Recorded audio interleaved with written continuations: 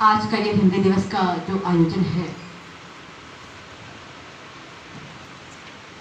वह निश्चित रूप से चिंतन से भर देने वाला और चिंतन करने के अवसर देने वाला अवसर हम सबको आज मिला है। मुझसे पूर्व जितने भी सुविज्ञ वक्ताओं ने इस मंच पर अपने विचारों की छाप छोड़ी है, वे सारे विचार अगर समग्र रूप में देखे जाएं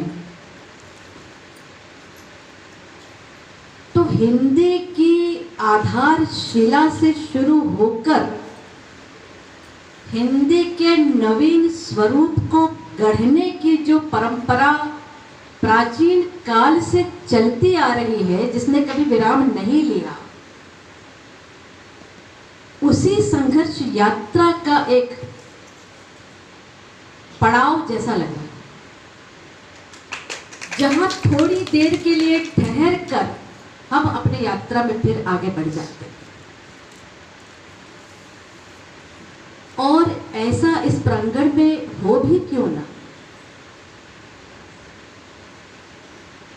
जो प्रांगण श्रद्धेय गुरुदेव के साहित्य से सजा है, उनके चिंतन की बारीकियों से सजा है, और जिनके साहित्य को पढ़ते पढ़ते हम महसूस कर सकते हैं कि उनके चिंतन से जुड़ने के लिए अनेक भाषा भाषियों ने अपनी भाषाओं में गुरुदेव के विचारों को अनुदित करने के कई प्रकल्प उठाए। वे चाहे जिस भाषा में पढ़ रहे हों, लेकिन जब वो चिंतन करते हैं तो हिंदी में।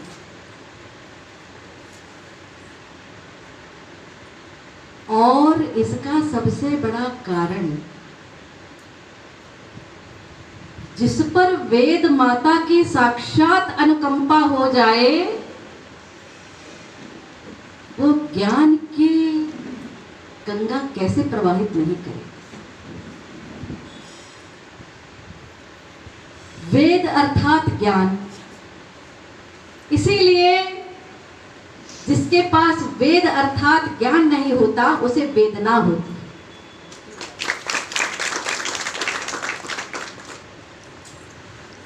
ये चिंतन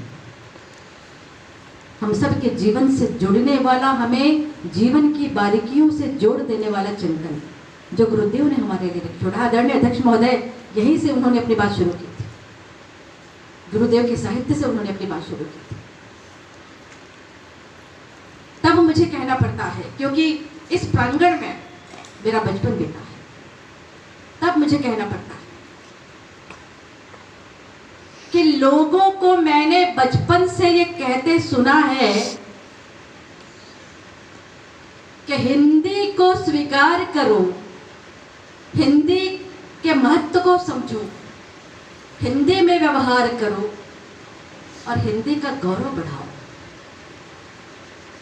लेकिन जैसे जैसे मैं बड़ी होती गई,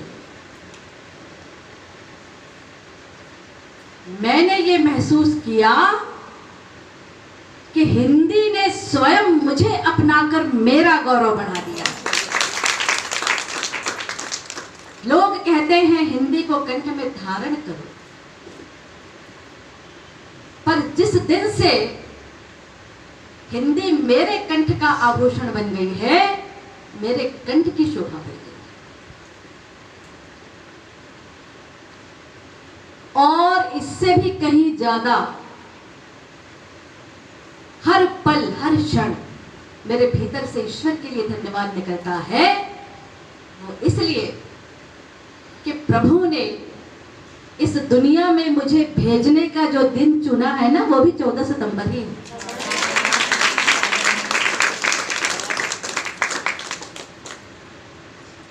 ईश्वर की विशेष अनुकंपा, इसे कोटि कोटि कृपा मानती हूँ मैं ईश्वर की, और उससे भी बड़ी कृपा कि माता हिंदी की कृपा मुझे मिली।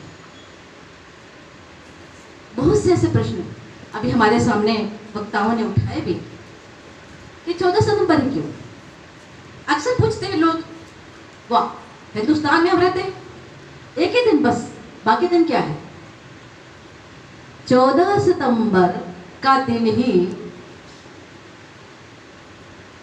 प्रश्न उठता है। कहते सुनते लोगों को हम देखते हैं। उसका कारण सिर्फ इतना था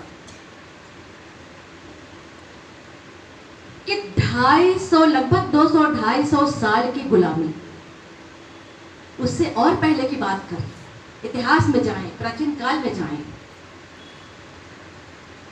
तो भारतीय संस्कृति या यूं कहें कि विश्व संस्कृति की शुरुआत संस्कृत निष्ठ परंपरा से होती है, जो आदि भाषा है, देव भाषा है, और वहीं से तमाम भाषाओं का उद्भव होता है। अर्थात तमाम भाषाओं की माता संस्कृत। हिंदी संस्कृत की ज्येष्ठ पुत्री। इसीलिए संस्कृत ने समय के साथ, सोच के साथ, परिस्थिति के साथ अपना कलेवर बदलते बदलते प्राकृत का रूप लिया, पाली का रूप लिया, अपभ्रंश तक यात्रा किया, और आज हमारे सामने खड़ी बोली के रूप में परिनिष्ठित भाषा, वैज्ञानिक भाषा, जिसके महत्व को अभी हमारी वक्ताओं ने प्रस्तुत किया यहाँ पर। लेकिन बीच में संघर्ष का दौर आया अंग्रेजों के आगमन के साथ। ऐसा नहीं, उससे पहले हम मुगल काल में जाएं तो वहां भी संघर्ष का दौर चला। उर्दू ने भारत में अपना पैठ जमाया, अंग्रेजियत ने अपना पैठ जमाया। इस बीच कई पीढ़ियां बीत चुकी हैं, जिनके भीतर उर्दू के संस्कार, अंग्रेजी के संस्कार समाहित होते चले गए। लेकिन लंबे संघर्ष के बाद जब भारत आजाद हुआ 1947 में, तब देश की स्थिति बहुत उथल पुथल थी। देश की व्यवस्था को संभालना उस दौर के नायकों के लिए सबसे बड़ा चुनौती भरा समय रहा। जब इन सब परिस्थितियों से थोड़ा सा हम उभरे तो ध्यान गया कि हिंदुस्तान में, आर्यावर्त में, भारत में अपनी भाषा नहीं है। ये तो बहुत चिंतन करने योग्य बात है। किया क्या जाए? बोले सोचना क्या है, हमारी संस्कृत की बेटी हमारे साथ है, वो हमारी भाषा है। हाँ, संस्कृत से उपजी हुई हमारी जननी, हमारी हिंदी, हमारी अपनी भाषा है। इसके प्रचार प्रसार की आवश्यकता है, क्योंकि पिछले कई वर्षों में लोग भुला चुके हैं अपनी संस्कृति को, अपनी प्राचीनता को, अपने संस्कार को। उसे पुनर्जीवित करने की आवश्यकता है। और तब इन्हीं विचारों के साथ काफी मशक्कत हुई, काफी चिंतन हुए, और 14 सितंबर 1949 के दिन हमारी संविधान सभा ने हिंदी को राजभाषा के रूप में आधिकारिक रूप से स्वीकृति प्रदान की, स्वीकार की। इसलिए उस दिन के याद में, चूंकि 14 सितंबर को राजभाषा के रूप में संविधान सभा ने अंगीकार किया, इसलिए आधिकारिक तौर पर, इसलिए 14 सितंबर हम सब के लिए काफी महत्वपूर्ण दिन हो गया। उस दिन को एंजॉय करने के लिए, उस दिन को याद करने के लिए, मैंने एक शब्द, अगर आप मुझे ध्यान से सुन रहे हैं तो मैंने एक शब्द कहा, बिल्कुल आपने सही पकड़ा। मैं चाह रही थी आप इस शब्द पर ध्यान दे दें। ऐसे क्यों? तो मैं अभी आती हूँ, यहाँ पर क्रम से चलती हूँ, उस शब्द पर मैं आऊंगी, और नहीं आऊंगी तो आप मुझे याद दिला दीजिए। जब संविधान सभा ने अंगीकार किया हिंदी को, तब हमें महसूस हुआ कि नहीं, हमें अपनी संस्कृति से जोड़ना चाहिए, अपनी भाषा से जोड़ना चाहिए। हिंदी के प्रचार प्रसार का सवाल उठा। हम तो ठीक है, हम तो भारतवासी हैं, हिंदी में व्यवहार करेंगे। हालांकि उस दौर में साउथ जो क्षेत्र है हमारा दक्षिण भारत, वहाँ संघर्ष की स्थिति थी, आज भी थोड़ी सी है, थोड़ी सी कहेंगे क्योंकि अब अधिकांश लोग समझने लगे हैं महत्व को। अब धीरे धीरे वो भी दूर हो जाएगा, जैसा हमारे अध्यक्ष महोदय विश्वास दिला रहे थे कि सब कुछ करना है, हमारी नई पीढ़ी आप लोग तैयार कर रहे हैं, वो करेंगे निश्चित। तो इसी परंपरा को आगे बढ़ाते हुए कि हम अपनी हिंदी को विश्व स्तर तक कैसे स्थापित करें, जहां से संस्कृत ने अपनी यात्रा शुरू की थी, उस परंपरा से हम विश्व को कैसे जोड़ें, उन संस्कारों से विश्व को कैसे जोड़ें, ये चिंतन शुरू हुआ। और काफी मशक्कत के बाद 10 जनवरी 1974, तिवारी मैडम मैं सही हूं?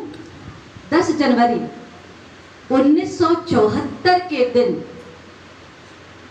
नागपुर में, महाराष्ट्र, भारत की बात कर रहे हैं, राष्ट्र की नहीं, महाराष्ट्र की बात कर रहे हैं, नागपुर में विश्व हिंदी सम्मेलन, पहला विश्व हिंदी सम्मेलन आयोजित किया गया, जिसमें विश्व भर के हिंदी के, हालांकि उसमें प्रचार नहीं हुआ था, लेकिन विश्व स्तर के हिंदी भाषा भाषी लोग उस सम्मेलन में सम्मिलित हुए और विचार मंथन हुआ कि किस प्रकार विश्व स्तर पर हम अपनी हिंदी को सुशोभित कर सकते हैं।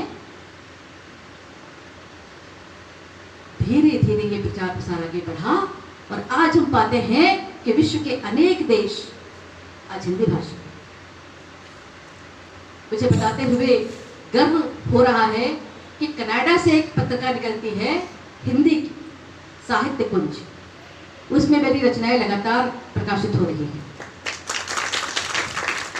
ऑस्ट्रेलिया से एक सृजन करके पत्रिका निकलती है, उसके संपादक एक अंग्रेज हैं जो हिंदी मीडियम में उस पत्रिका का संपादन करते हैं। ये हमारे लिए गर्व का विषय है।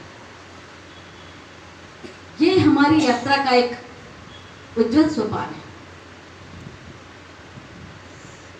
बात एंजॉय पर आकर रुक गई थी। अब इतनी सारी प्रक्रियाएं हुई तो लोगों ने प्रश्न उठाया कि भैया ठीक है, हिंदी का प्रचार प्रसार तो निश्चित रूप से आवश्यक है और वो भी रहा है, लेकिन देश की अपनी राष्ट्रभाषा तो हिंदी होनी चाहिए, क्यों नहीं? आज आपने पढ़ा होगा, आपने अगर साहित्य पढ़ा है, निश्चित पढ़ा है, आपको जानकारी है, ज्ञान है आपको कि आज भी हिंदी राष्ट्रभाषा नहीं है, केवल राजभाषा। यहां तक कि कोई भी भाषा भारत की राष्ट्रभाषा नहीं है। अंग्रेजी को भी राजभाषा के रूप में दर्जा मिला है। तो क्यों चीन के भाषा भाषी लोग चीनी बोलते हैं, फ्रांस वाले फ्रेंच बोलते हैं, कोई अंग्रेजी बोलता है, कोई अपने देश से जुड़ी अन्य भाषाएं बोलता है जो उस देश की अपनी भाषा है, राष्ट्रभाषा कहला रही है। तो हिंदुस्तान में हिंदी क्यों नहीं? मंथन करने पर पता चला कि हिंदी स्वयं कहती है कि मैं जिस मां की सबसे बड़ी बेटी हूं और उस मां ने मेरे छोटे भाई बहनों को जो जन्म दिया है, मैं अपने भाई बहनों को नहीं छोड़ सकती।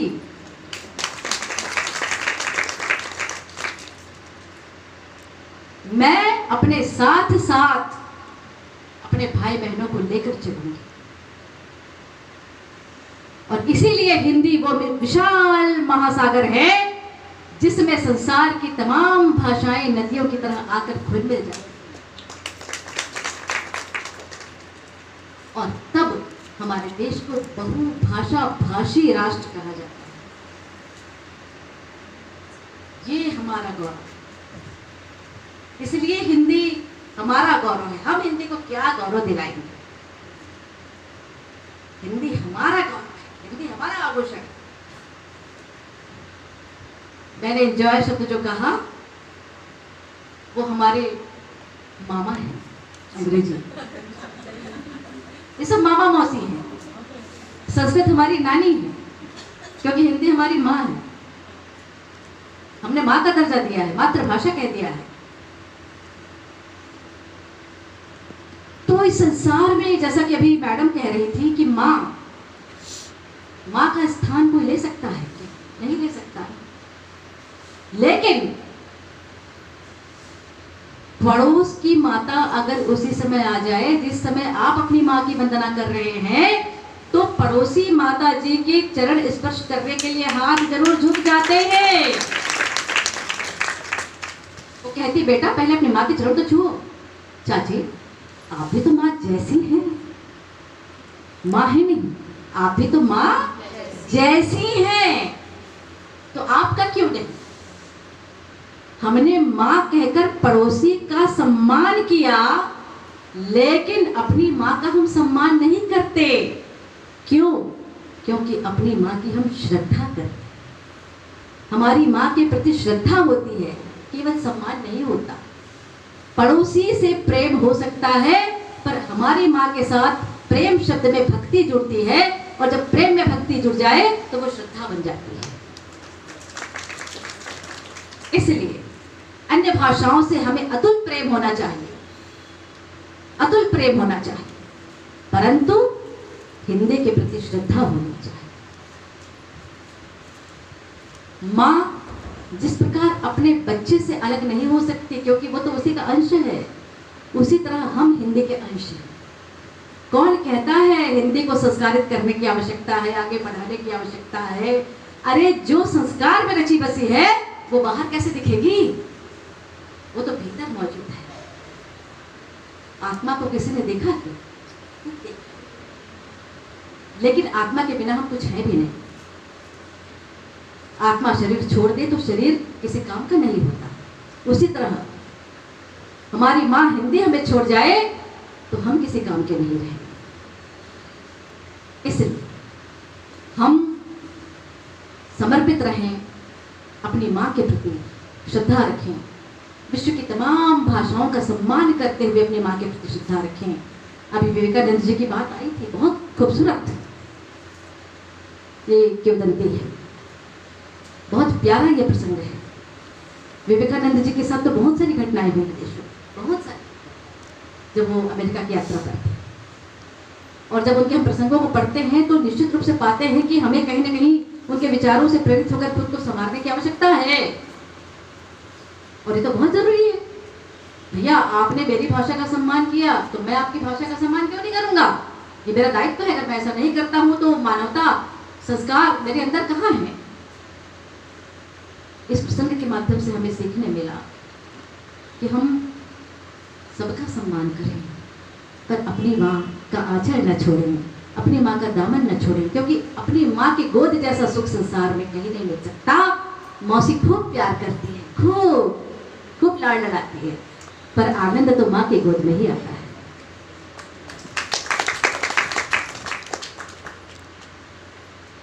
ये तथ्य हमें कई स्थानों पर सोचने के लिए विवश कर देता है, और इसीलिए मुझे कहना पड़ता है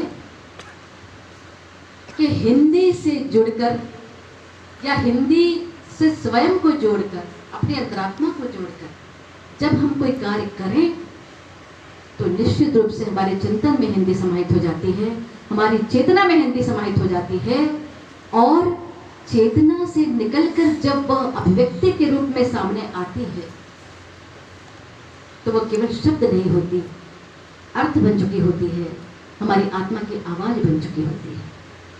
समय बहुत हो रहा है, आप सब भी सुबह से यहाँ पर बैठे हुए हैं, बातें तो बहुत है। आदरणीय मैडम जी काफी सोच में पड़ी हुई हैं।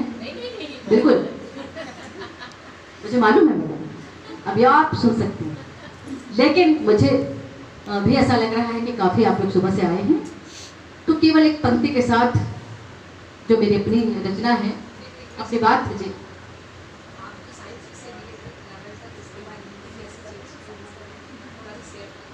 क्या बात है? जी जी जी जी। मैं एक्चुअली स्कूल में जो मेरी पढ़ाई लिखाई हुई, मैं म्यूनिसिपल स्कूल की स्टूडेंट रही हूँ, सरस्वती दास स्कूल। तो वहाँ मैंने उस समय 9वीं क्लास से ही विषय ले लिया जाता था जी।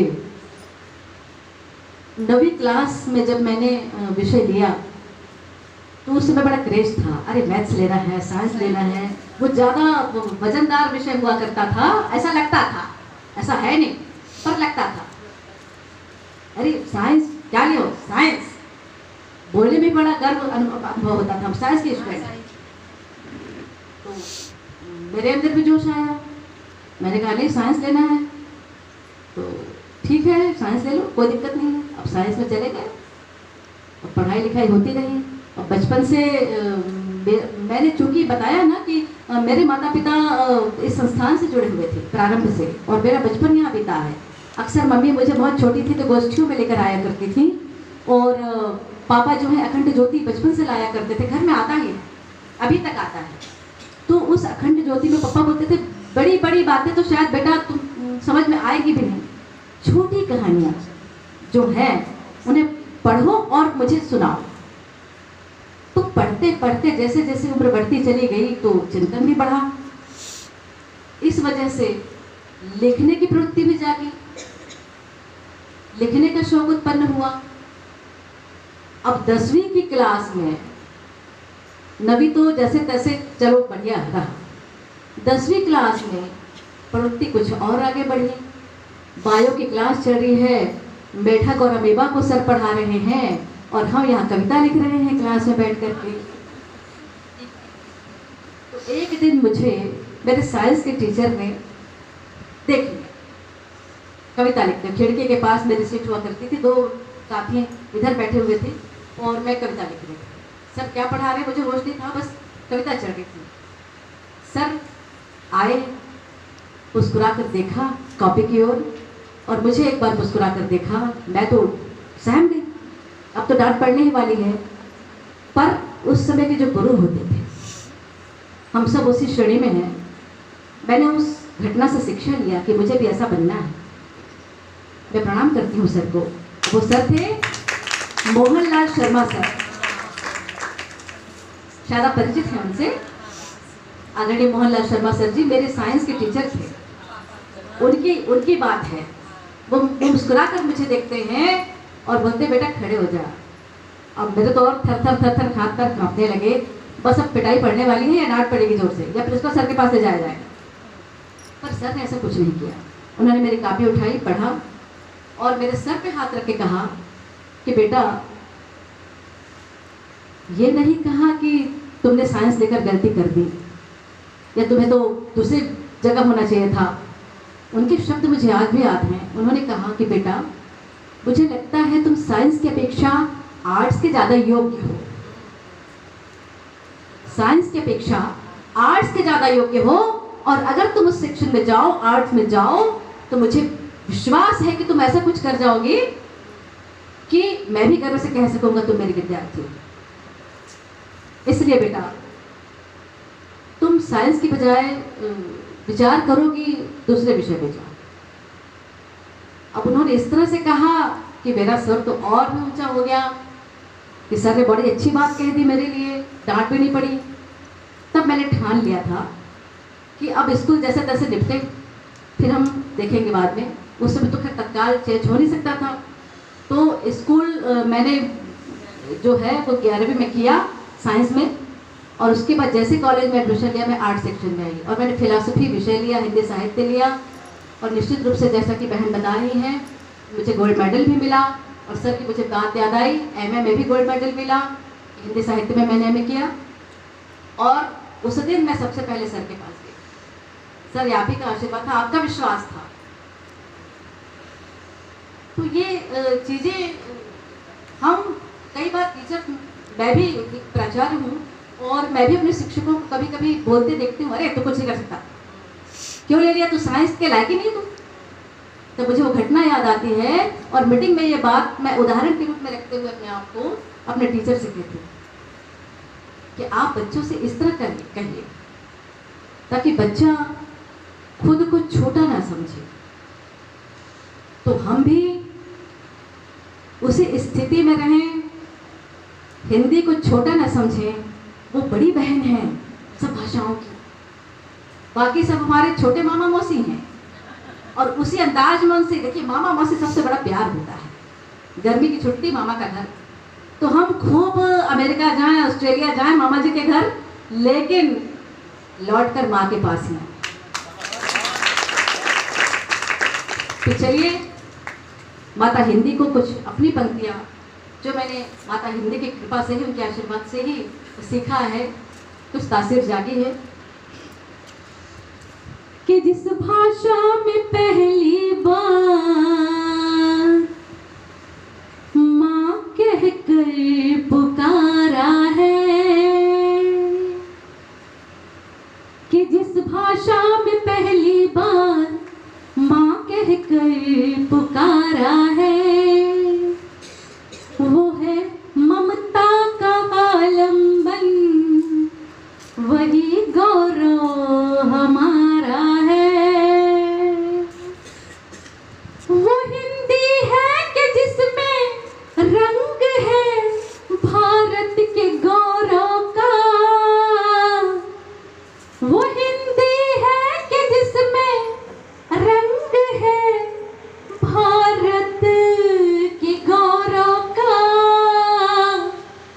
इसी ने देश के इतिहास की थाती को धारा है, इसी ने देश के इतिहास की थाती को धारा है।